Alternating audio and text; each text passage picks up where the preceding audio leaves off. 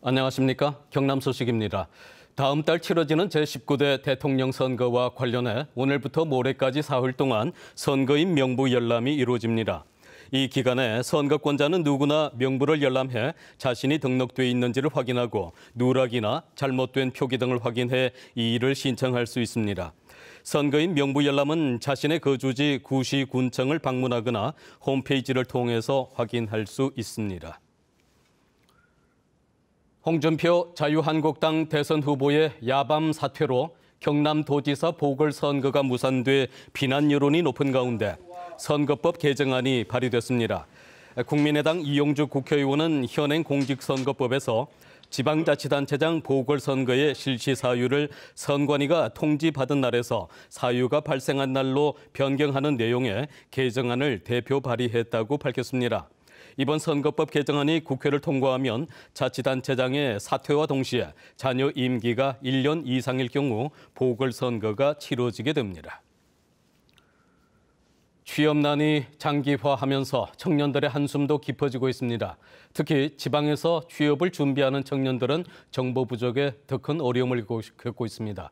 오대성 기자가 취재했습니다.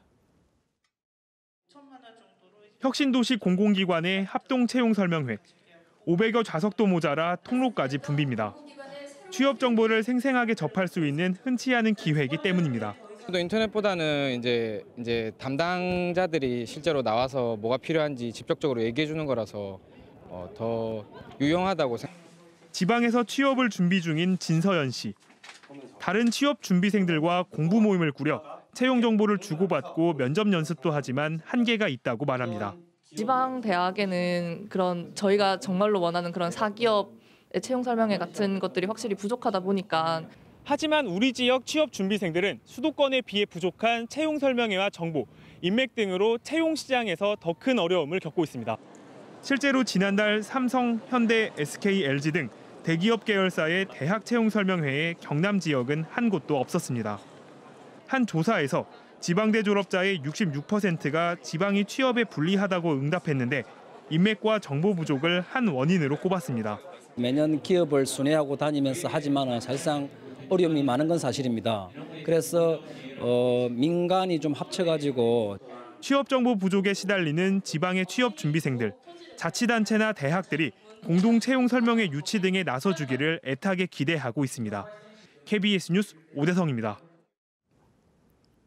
경남의 전통시장에서 최근 10년간 연평균 6건의 화재가 발생했고 화재가 매년 증가하는 것으로 나타났습니다.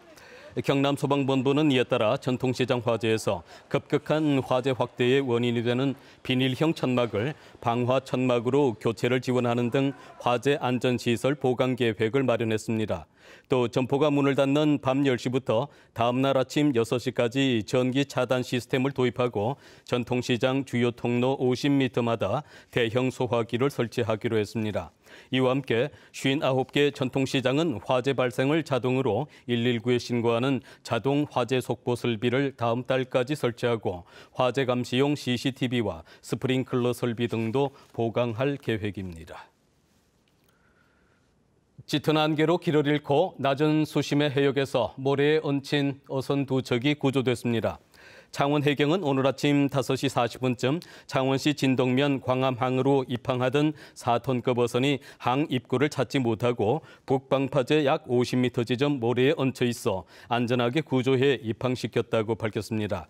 또 오전 7시 30분쯤에도 광암항을 출발한 또 다른 4톤급 어선도 모래에 얹혀 구조했다고 전했습니다. 창원 해경은 오늘 오전 짙은 안개에 간조까지 겹쳐 사고가 난 것으로 보고 있습니다. 오늘 낮 12시 50분쯤 창원시 대산면의 한 비닐하우스에서 불이 나 10여 분 만에 꺼졌습니다. 이 불로 다친 사람은 없지만 농막 약 60제곱미터와 고추 재배 비닐하우스 약 30제곱미터 등이 불에 타 소방서 주산 1,300만 원의 재산 피해가 났습니다. 경찰은 비닐하우스 주인 등을 상대로 정확한 화재 원인을 조사하고 있습니다. 어제 오후 5시쯤 함안군 금북면 모로리의 한 주택 인근 대나무 밭에서 불이 나 10여 분 만에 꺼졌습니다. 불이 꺼진 대나무 밭에서는 88살 이모 할머니가 숨진 채 발견됐습니다.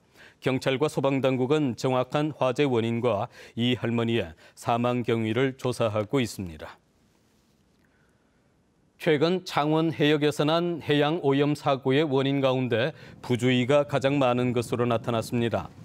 창원 해경은 최근 3년 동안 해양 오염 사고 44건 가운데 부주의가 24건으로 가장 많았고 파손이 9건, 해난 사고가 8건이라고 밝혔습니다. 특히 작업자 부주의로 인한 유류 유출 오염이 16건으로 나타났습니다. 해경은 이에 따라 유출 방지 설비 실태를 조사해 사고 예방 시설을 갖추도록 유도하고 종사자에 대한 교육도 강화할 방침입니다. 서울과 전주에서 인기를 끌고 있는 한복 입고 골목 여행이 창원에서도 관광 콘텐츠로 자리매김하고 있습니다. 창원시는 지난해 8월부터 시작된 한복 입고 골목 여행 프로그램이 매달 1000여 명 이상의 한복 체험객을 모으고 있다고 밝혔습니다. 지난 10일 막을 내린 진해 군항제 기간에도 1600여 명이 체험을 즐긴 것으로 파악됐으며 창원시는 다음 달 창원 장미축제와 10월 가고파 축제 등에도 한복 체험 부스를 운영할 예정입니다. 창원시가 주최하는 올해 기업사랑 시민축제가 오는 18일부터 23일까지 6일간 열립니다. 축제의 시작을 알리는 기념식은 오는 18일 KBS 창원홀에서 개최되며 기업인과 근로자, 시민 등 800여 명이 참석할 예정입니다. 경남 소식이었습니다.